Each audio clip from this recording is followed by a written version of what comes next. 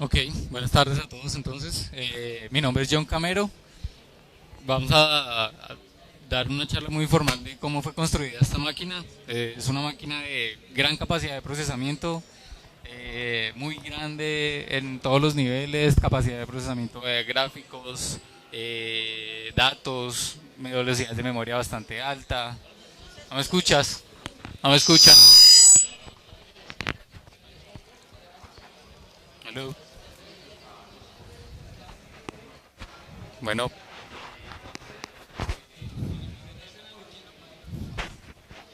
aló, aló. ¿Ahora sí? Ok. Bueno, eh, ¿por qué armamos esta máquina?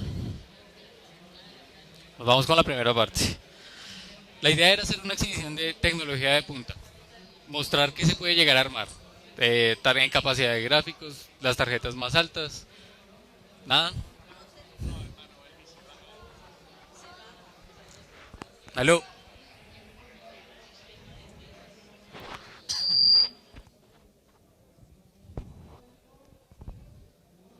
hola, ahí, hola. ¿Ya? ¿Ahí me escuchan? Ah, ok. Bueno, listo. Entonces, ¿cuál es la intención de armar una máquina de este tipo? Bueno, primero hacer una exhibición de tecnología de punta, traer lo más alto en todos los sentidos. Tenemos en este momento un procesador que es el Intel 980X, el procesador más rápido que tiene Intel para estación de trabajo. Tenemos tarjetas de video GTX 480 de 1.5 GB cada una, lo que nos da un total de 6 GB en Quad Slide. Tenemos 12 GB en RAM. Entonces, en este momento, aunque la placa madre es capaz de soportar 24, para el tipo de demostración que vamos a hacer, no habría una diferencia entre 2 y 24. Son pastillas que llegan a trabajar a 2000 MHz cada una, triple canal como es capaz de hacer Core i7. Tenemos una placa madre que es la EVGA X58 que nos va a ser capaz de dar X16 en cada una de las tarjetas. O sea, un ancho de banda altísimo en todas las tarjetas. Ok, refrigeración. Queríamos mostrar que un sistema de estos no solo se puede enfriar. Un segundo. Las frecuencias de la memoria es 2000 MHz. Sí, cada pastilla. Entonces, la idea de la refrigeración no solo era mostrar que podemos bajar la temperatura, porque lo podemos hacer con nitrógeno, lo podemos hacer con hielo seco, lo podemos hacer con cambio de fase, sino que puede ser un sistema que puede estar estable funcionando 7 por 24 de esta manera. Entonces es una implementación que una empresa puede tener, que ustedes pueden tener en casa, que un gamer puede utilizar para un torneo, que un animador puede utilizar para una granja de render.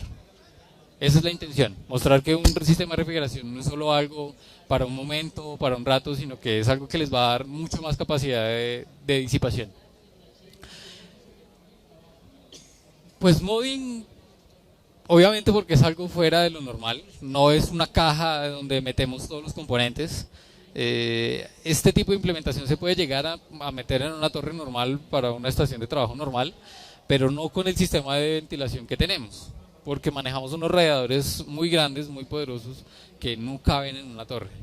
Entonces, en este momento nos pareció más práctico esto, hubiéramos podido haber diseñado una caja y de alguna manera fabricada de cero un sistema donde pudiéramos implementar todo el sistema. Pero aquí la idea era mostrar todo. Entonces es más sacar todo lo que tiene el computador dentro y no mostrar todo lo que podemos meter en un computador en este caso. Pues es difícil este tipo de implementaciones en empresa y eso, porque tener una máquina de estas al descubierto pues es inseguro, el medio ambiente puede llegar a afectar el comportamiento de la máquina, entonces pues no es recomendado, pero lo que queremos es mostrar cómo se puede llegar a hacer ese tipo de implementación. Y de pronto hacer una reflexión de cómo tiene que ver la tecnología con el desarrollo. Si hacemos un paralelo a lo que se ve, por ejemplo, en páginas como HWOD o páginas donde muestran rendimiento, páginas donde hay récords de overclocking, vemos que Colombia todavía está muy atrás. Entonces, ¿cuáles son los que están en punta de en récords, los países que tienen más desarrollo tecnológico?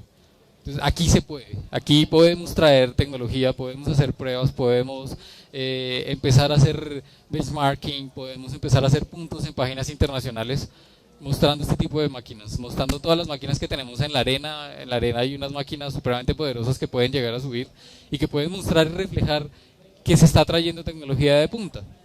No es el único procesador 980X que hay en toda la arena, hay varios, y son procesadores que no están siendo mostrados, que no están llegando más allá de lo que cada uno tiene en su casa. Entonces, esto puede llegar a mostrar mucho de hasta dónde puede llegar, de cómo podemos mostrar, traer más tecnología, explotar esa tecnología. Este tipo de overclocking que nosotros hacemos le da una ganancia increíble al procesador. Ustedes pueden sacar un provecho de hasta un 40-50% más de una pieza que es capaz de soportarlo. En overclocking ya extremos logran sacar incluso un 100% más de rendimiento. Pero este es un overclock estable, este es un overclock con el que se puede trabajar y ganar un 40% de más, que por decirlo de alguna manera, al comprar una máquina con ese rendimiento como sería esta con el 40%, el costo se incrementaría mucho más que el mismo 40%.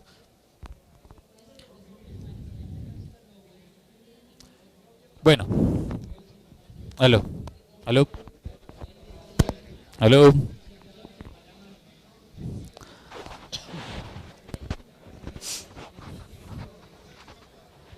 Ok.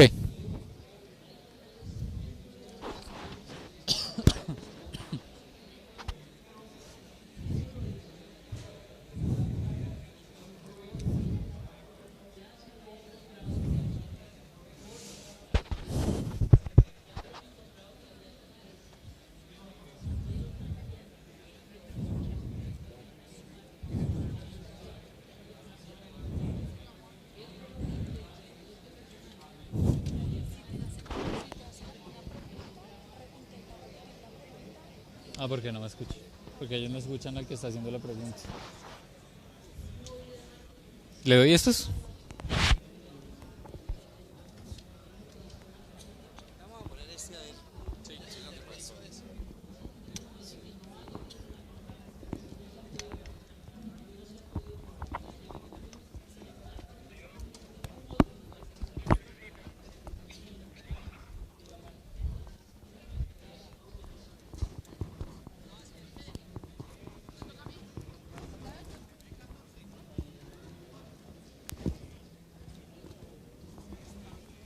Sí, sí, sí, sí, sí, sí. Sí, sí, sí. Sí, sí. Sí, sí, sí. Che, che, che, che. Sí, sí. Sí, sí. Oh, oh, oh, oh, oh. Sí, sí, sí. Sí, sí, sí. Sí, sí, sí, sí, sí. Sí, sí, sí, sí, sí. Sí, sí. Sí. Hola. Hola, hola, hola, hola, hola. Hola, hola, hola, hola, hola, hola.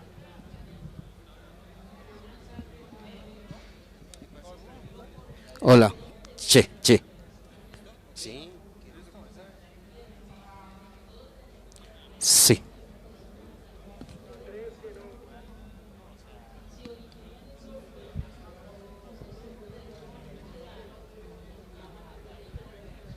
Aló. Ok. Listo. Entonces retomamos. Ahora voy a hablarles de cada componente puntual de los que utilizamos para la implementación de la máquina. Como placa madre se utilizó una placa EVGA, una X58 Classified 4-Way. Es una de las pocas placas que en este momento es capaz de hacer 4 slide y darle 16X a cada puerto. No es la única, pero nos pareció conveniente y es bastante buena. Utilizamos memorias de 2000 MHz cada pastilla en triple canal.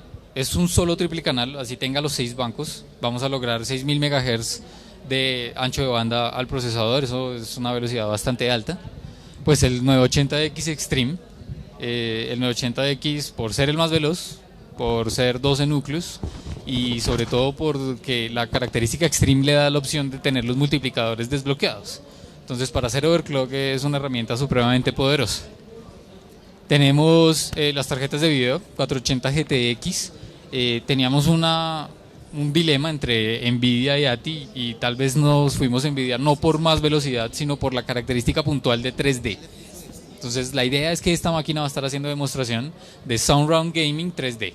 Entonces paralelo a la tecnología de Infinity de ATI, Nvidia tiene el Surround. No es tan amplia la compatibilidad como en Infinity, pero podemos hacer la exhibición en 3D, que es tal vez lo más poderoso que podemos llegar a hacer en este momento, y algo que pueda llegar a exigir la máquina, porque no hay un juego que pueda consumir el 100% de la capacidad de rendimiento de este computador. Tenemos discos de estado sólido, más porque los discos son en este momento los cuellos de botella del computador. Tú puedes tener un 980, puedes tener memorias de 2000, puedes tener un Quad Slide o un Crossfire de 4, pero si haces la implementación en la base de discos de SATA 2 normales, ese va a ser el cuello de botella. No tienen los tiempos de respuesta suficientes. En paralelo, datos más o menos puntuales, un disco SATA 2 me da, no por el ancho de banda, porque estos discos SSD me dan más o menos 160 megabytes de escritura de ancho de banda, mientras que un SATA 2 me da 110. Entonces la diferencia no es muy grande. Pero en los tiempos de respuesta, mientras que un SATA 2 me da 13 milisegundos en promedio, un disco SSD me da 0,11 milisegundos. Incluso más rápido y más eficiente que poner discos SCSI. Adicionalmente utilizamos la configuración RAID. Tiene contras y ventajas. La configuración RAID en los discos de estado sólido nos da una suma en ancho de banda en tasa de transferencia, lo cual en un tipo de red de estas es bastante amplio, bastante poderoso, pero tiene una desventaja y es que perdemos la tecnología TRIM de los discos de estado sólido. La tecnología TRIM de los discos de estado sólido es la que se encarga de mantener la capacidad de los discos. Los discos de estado sólido con el tiempo van perdiendo esos tiempos de respuesta. Entonces ya los nuevos desarrollaron una tecnología que se llama TRIM, que es compatible nativamente con Windows 7. Si tienen Windows Vista, si tienen Windows XP, tienen que implementar un software que mantenga ese TRIM, que se encargue de controlar cuando tú borras información del disco, que realmente la borre del disco, no simplemente que limpie la tabla de archivos. Entonces si no se hace eso constantemente, si no se tiene un Windows 7 o si no se tienen esos parches de actualización en XP y en Vista, el disco pierde rendimiento y al cabo de unos meses o después de que el disco se llenó de alguna manera, así ustedes borren información, él deja la información en los sectores, después de que el disco se llene completamente pierde el rendimiento, ya no tiene los tiempos de respuesta originales. El TRIM se encarga de restaurar esos tiempos de respuesta, pero en RAID no hay TRIM. Entonces por ahora por exhibición y tal vez en implementaciones que no tengan mucho tiempo de duración se puede utilizar RAID sin ningún inconveniente, pero se recomienda que tal vez se desarme de vez en cuando, se reinstale, se formatee bajo nivel los discos porque pierden rendimiento. Manejamos dos fuentes de 1200 perdón, más que todo por independizar y por darle suficiente poder de hasta dónde puede llegar el computador. El computador en este momento está con un overclock estándar. Originalmente es un procesador de 3.3 gigas y en este momento está en 4.2 gigahertz, pero no es el tope. En este momento no consume más de 1000 watts. Las tarjetas son nativas de 700 megahertz, pueden llegar a 920, pero tampoco es el tope. Entonces la idea de poner los 1200 watts, las dos fuentes independientes, era tener capacidad de crecimiento. Si más adelante durante el mismo campus, aquí en la arena, se van a hacer pruebas, se espera llegar a procesador a 5 o 5.2, se va a necesitar mucha capacidad, mucha energía, va a consumir mucho más y ahí vamos a necesitar las dos fuentes de 1200. Para alguien que quiera la implementación así, para alguien que quiera implementar una máquina y quedarse ya con ella con un overclock estándar, podrían manejarse fácilmente una fuente de 1600 o dos fuentes de 850 de buena capacidad de amperaje. Estas fuentes tienen 6 rieles de 12 voltios, entonces divide los rieles para poder distribuir la carga. No es un riel muy poderoso para que yo pueda alimentar una pieza poderosa, sino varios rieles que me permiten alimentar toda la máquina. Cada riel me da más o menos 38 amperios, entonces es bastante grande. Por lo mismo que vamos a hacer Surround Gaming 3D. Son necesarios monitores certificados por NVIDIA y por NVIDIA Envision. En esta ocasión vamos a utilizar monitores de 120 MHz, los Fusion de NVIDIA de 22 pulgadas, que en promedio nos dan 1680 por 1050 cada uno. Y les comento a fondo la refrigeración líquida que tenemos. Decidimos independizar, manejamos dos sistemas de refrigeración en paralelo, no es uno solo. El que vemos claramente en color azul es un sistema que se encarga de refrigerar el procesador y la primera tarjeta. La primera tarjeta es tal vez la que tiene más carga en este momento y la que durante todo el proceso es la que genera más carga. Se independizan para lograr un sistema de enfriamiento muy estable. En carga y en overclock logramos que el procesador no supere los 50 grados. En un overclock de aproximadamente 5.6, de 4.6 a 4.8 gigas, no supera 50 grados. Las tarjetas con un overclock de 700 a 920 MHz no superan los 60 grados y se estabiliza, gracias a que los radiadores son bastante eficientes. Entonces tenemos unos radiadores Swiftech de 4 ventiladores, cada radiador capaz de disipar entre 600 y 700 watts, obviamente dependiendo de los sistemas de ventilación que pongamos, del tipo de ventilador, del flujo, todo esto. Pero aproximadamente 600 a 700 watts cada uno, lo que nos da en total 1400 watts todo el sistema. El procesador puede llegar a generar una sobrecarga térmica, no sé, 400 watts llegando a su tope, y la tarjeta de video más o menos 300 watts llegando a su tope. Entonces tiene estabilidad, él se va a calentar. Un sistema de disipación por agua no enfría, simplemente disipa, se encarga de transferir la temperatura al ambiente, entonces no vas a lograr una temperatura menor a la que está el aire circundante, pero nos mantiene una delta muy alta. Entonces de un comienzo a 20-24 grados que tienen que estar las piezas por la temperatura ambiente, va a subir a 40-60 y así suba el overclock, suba el overclock, suba el overclock. Si no supero los 700 watts que es capaz de disipar el procesador, no va a superar 60 grados centígrados. Entonces es muy estable por ese lado. El sistema consta de 4 piezas fundamentales. El sistema de reserva, utilizamos unos tanques de 400 mililitros con un reactivo que es etilenglicol, que se encarga de conducir mucho mejor la temperatura, mucho mejor que el agua. Entonces se enfría más rápido cuando pasa por el radiador y se calienta más rápido cuando pasa por el disipador, por los bloques. Y además tiene un punto de evaporación mucho más alto, entonces no se evapora tan fácil como en agua, no hay tanta pérdida. De hecho, en este momento las evidencias de evaporación que tenemos es porque adicional al etilenglicol se rinde con agua desmineralizada. Entonces el agua desmineralizada nos permite rendir el sistema sin que haya afectación, no hay óxido en ninguna de las partes. Y ese es el punto de pequeño de evaporación que alcanzamos a ver, pero la pérdida es muy pequeña. Muy poco.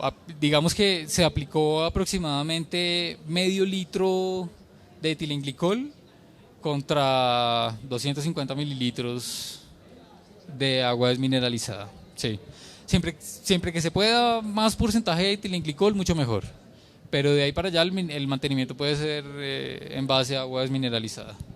Igual la inversión en refrigerante no es muy alta. Estamos hablando que un litro de etilenglicol puede llegar a costar 80.000 pesos. Lo que pasa es que comparado contra un litro de agua desmineralizada que cuesta 4.000, pues la proporción es bastante grande.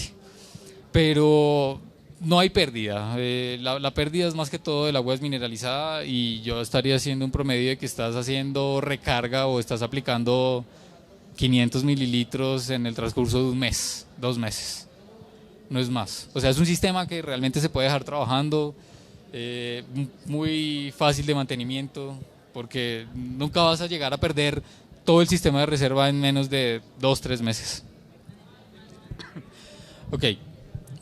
Los bloques que utilizamos para las tarjetas son bloques en cobre y en acrílico, más que todo para la parte de exhibición. Si fuera para implementación se recomendaría mucho mejor bloques cobre-cobre, no cobre-acrílico, lo que aumentaría la disipación, lo que mejoraría la conductividad hacia el líquido. Y en radiadores, dependiendo de la carga que se le vaya a aplicar, pues se recomiendan ventiladores de más o menos flujo. Si se va a utilizar en un sitio silencioso, si te vas a utilizar en cargas muy altas, si vas a hacer overclock de mucha carga, también depende mucho de eso. Bueno, un poco de la configuración. En este momento, aunque las tarjetas de memoria son capaces de llegar a 2000 MHz, no están a 2000 MHz, gracias a que están ancladas al overclock que se le haga. Entonces, pensamos más en este momento por estabilidad, pensamos más en este momento que en los tiempos de respuesta inmediatos que vaya a dar la memoria. A medida que vayamos subiendo la velocidad del procesador, la velocidad de la memoria sube anclada, dependiendo del ratio que escojamos para las memorias. Y más o menos en una velocidad de procesador de 4.4 logramos memorias trabajando a 1800 MHz, que también es bastante alto. Ok, por limitantes un poco del fabricante de los chipsets de NVIDIA, en este momento tenemos que escoger en 3 configuraciones diferentes a la hora de hacer pruebas de carga. Si se quiere hacer juegos, con todo el poder habilitamos 4 tarjetas para que haga un quad slide, pero salida a un solo monitor, máximo 2, porque no podemos distribuir esas imágenes sin que funcione sin problema. Si queremos hacer Surround Gaming 3D, debemos hacer 3-way slide, entonces deshabilitar una de las tarjetas y habilitar un slide de las 2 principales y la segunda que quede en reserva, o habilitar un slide triple y conectar los 3 monitores. Solo en esa ocasión podríamos utilizar Surround Gaming, que además solo funciona en 3 monitores. No podemos hacer Surround 2 solamente en 3, y no podemos hacer 4. Es una de las limitantes. Y si queremos hacer 3 monitores sin Surround, o 4, o 6, o 8, hay que deshabilitar ese SLI. Pero vamos a reducir la carga, o habría que distribuir la carga del SLI. Podemos utilizar 2 SLIs independientes para manejar hasta 4 monitores, un SLI para las 2 primeras y uno para las 2 segundas, y 2 monitores en cada SLI. Esas son las limitantes técnicas en este momento del hardware. Con Infinity, a nivel de ATI, sí logramos incluso manejar hasta 6 monitores en monitor extendido, pero nada en tercera dimensión. Nada.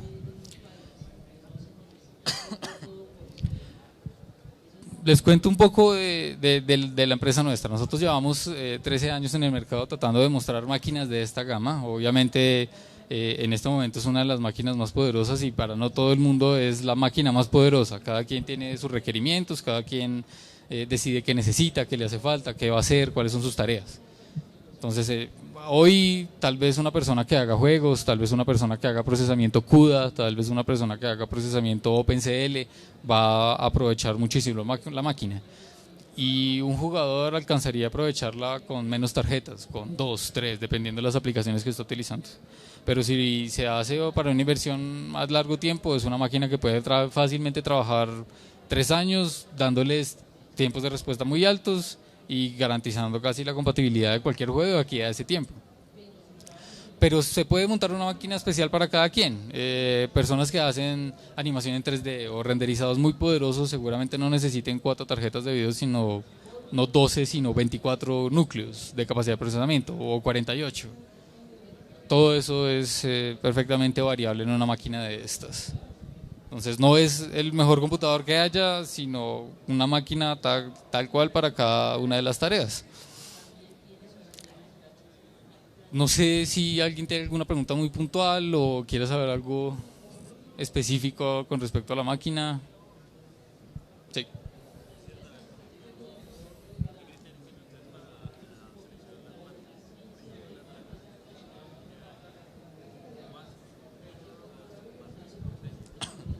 Ok, bueno, él me pregunta, para los que no alcanzan a escuchar, ¿cuál es el criterio de selección de marca en una máquina de estas? ¿Por qué una pieza de cierta marca y otra de otra? La verdad, el rendimiento. No estamos en este momento basados ni representados por nadie, ni con exigencia de que tiene que ser esto porque tiene que ser esto, sino se hace un balance.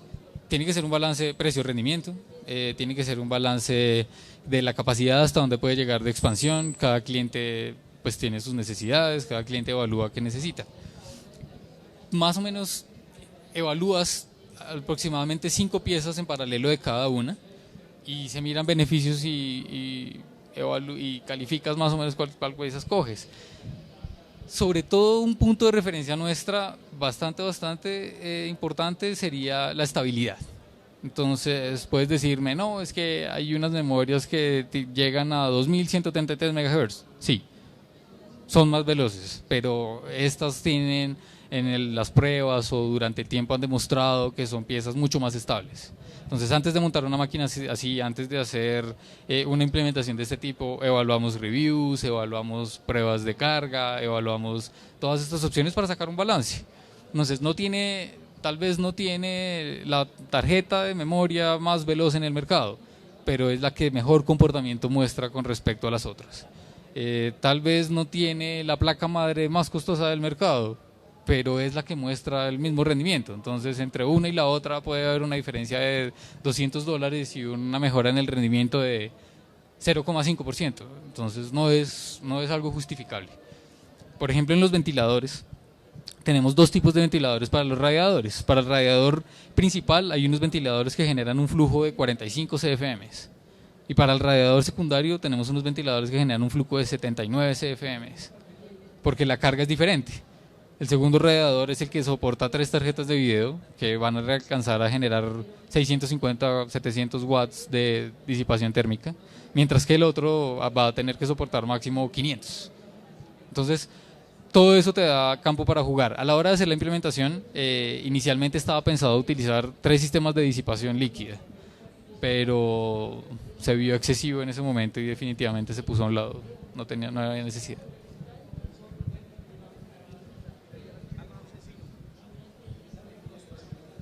El costo, bueno, más o menos oscila entre los 26 y los 28 millones implementado completo, junto con los monitores y todo el sistema. Obviamente porque las piezas de más van sumando. En este caso, hay piezas que deben exhibirse, hay piezas que deben mostrarse, y hay piezas en donde igual todavía hay un campo en el juego que les decía precio-rendimiento. Puede haber una pieza que cueste $500 menos y simplemente te haga perder un 5%. Y para algunos clientes o para algunos usuarios definitivamente no es significativo. Pero si es un usuario que está buscando el tope de línea, tiene que hacerse de esa manera. ¿Alguien más?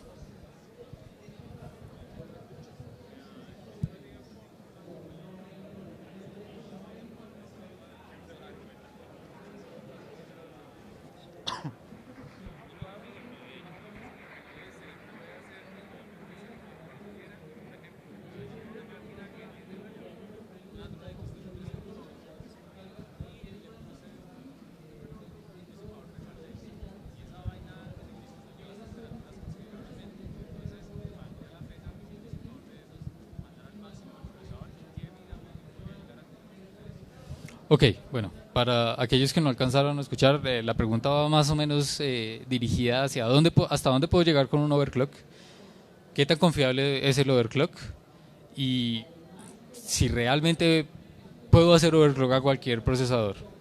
Entonces, ¿puedo hacer overclock a cualquiera? Sí, puedo hacer overclock a cualquier procesador. ¿De qué depende? O de qué depende más bien hasta dónde vaya a llegar. Depende de la placa madre, depende de las memorias, depende de la fuente de poder que tenga y depende del sistema de disipación que tenga.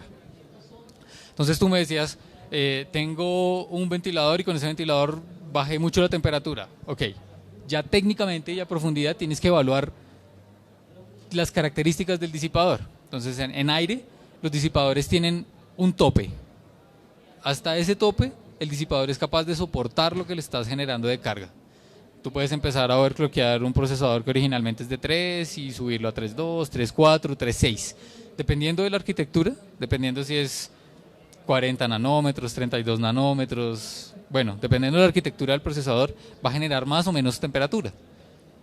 Si el procesador llega al tope de lo que da el disipador, él puede seguir subiendo. El procesador no tiene la limitante, pero el ventilador no va a ser capaz de disipar lo suficiente. Entonces empieza a jugar cuántas celdas tiene mi disipador, qué tan gruesos son los pipes, qué tanto es capaz de aguantar, no qué tanto enfríe, porque en promedio todos los disipadores te van a bajar más o menos la misma temperatura. Lo importante es hasta dónde llega y qué tanto aguanta en esa temperatura. Entonces él eh, va a subir fácilmente a 70 grados, pero que se quede en 70 grados. Entonces que tú sigas haciendo pruebas y sigas alimentando y sigas subiendo el overclock y que él se quede. Eso es lo que hace un ventilador o un disipador mejor que otro. Y obviamente las características del procesador. Entonces si te hago un paralelo, el Core i7 de la misma familia, el 920, que es de 8 núcleos más hyperthreading, tiene el multiplicador bloqueado. Entonces, hasta ahí llegué con el multiplicador. Para hacer overclock tengo que empezar a subir el FSB. Y a la hora de subir el FSB, se van a subir las memorias. Entonces voy a empezar a exigir las memorias. Y entre más suba el FSB, más energía va a necesitar. Entonces voy a tener que meterle más voltaje. Y el procesador tiene su límite. Mientras que con un procesador Extreme, que tengo un multiplicador desbloqueado, subo el multiplicador, fácilmente llego a 4.4 y no exigí las memorias de ninguna manera. Depende mucho del procesador, depende mucho de las características que tengas. Puedes subir tu procesador, puedes sacarle el provecho. Yo de hecho lo recomiendo, me parece que no hacerlo es tal vez perder la oportunidad de llegar más allá con lo que tengo. Que no optimizar la máquina que tengo es conformarme con lo que ya está ahí. De pronto la inversión no es muy grande generalmente. Un buen disipador te soluciona el problema. Y tal vez lo importante desde el comienzo, a la hora que hagas la implementación de la máquina, es pensar hasta dónde quieres llegar. Que de pronto después no te veas corto porque la fuente de poder que pusiste no es capaz o porque la torre que pusiste no tiene una buena ventilación. Pero cualquier pieza es capaz de llegar más allá de donde lo llevo. Generalmente un 15 a 20%. De ahí para allá ya requiere unos conocimientos más profundos y definitivamente si vas a trabajar en stock, pues nunca llegar a un 60% porque ya es una exigencia muy grande. ¿Perdón?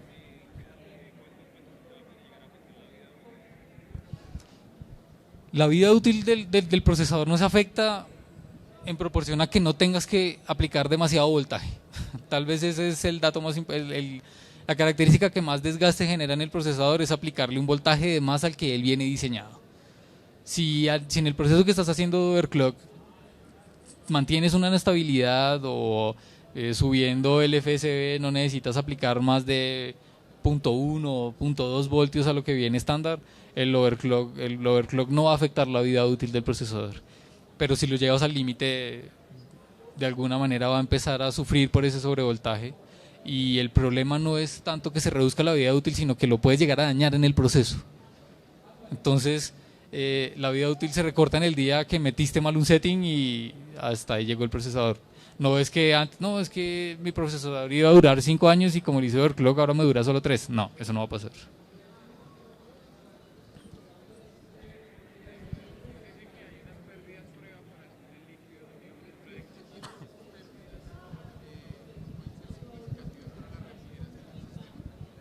Ok, las pérdidas en el sistema de disipación son más que todo en la parte de la reserva.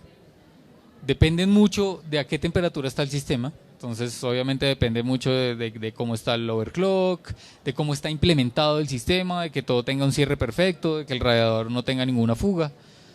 No solo líquida, sino que no tenga una fuga térmica, que no se esté sobrecalentando de más.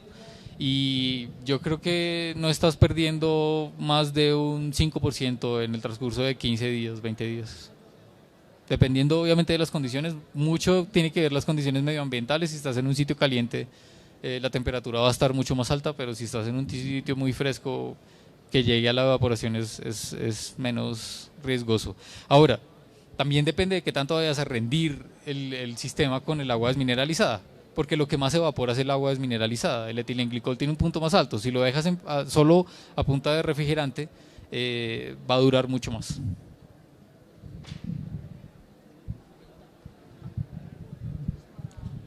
No te escuché.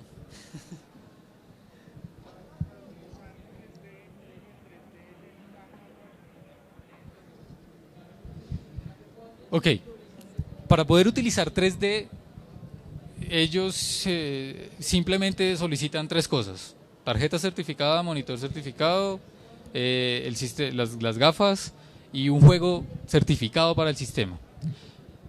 Y depende de esa implementación, qué tanto te vaya a consumir. Entonces, si vas a trabajar en un monitor de alta definición, pues ya tiene unas características mínimas. Si además vas a hacer surround en 3 monitores de alta definición, pues las características son supremamente más altas. Y adicionalmente él tiene que generar el 3D. Entonces, es un proceso incluso más pesado que el que tendría que hacer Affinity al hacer la extensión de los monitores, porque él tiene que hacer la extensión más el cálculo del 3D. Tiene que sincronizar pantallas, tiene que hacer toda la carga. Yo diría que con un SLI de 2 tarjetas, arrancando con 260 GTX, puedes hacer surround a 2 monitores. Obviamente depende del juego, depende del nivel de detalle que vayas a utilizar. Es bastante variable, pero 260 hacen la tarea sin problema.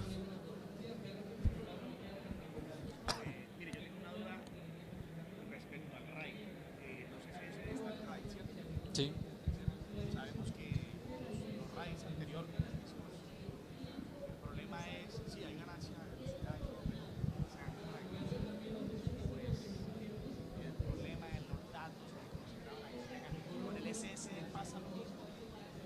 O-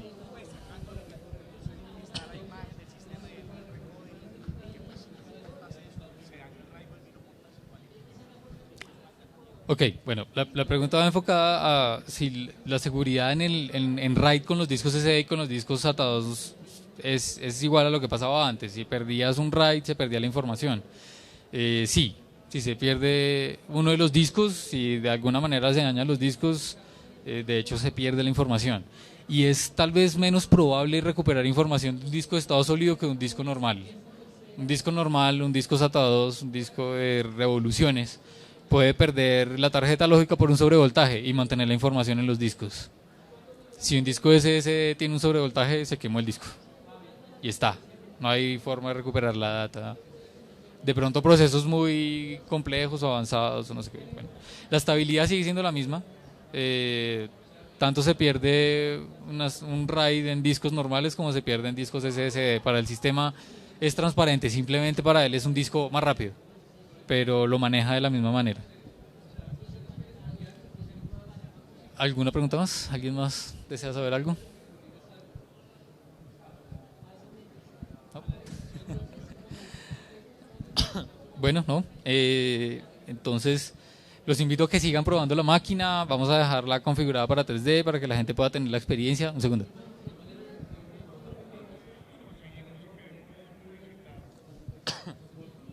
Ok, nosotros tenemos un sitio web, comedor.com, ahí encuentran toda nuestra información. En unos días vamos a tener publicada toda la manufactura de la máquina, un review completo de cómo se diseñó, de todas las partes que se escogieron, fotos de todos los componentes antes de ser implementados y el proceso de elaboración.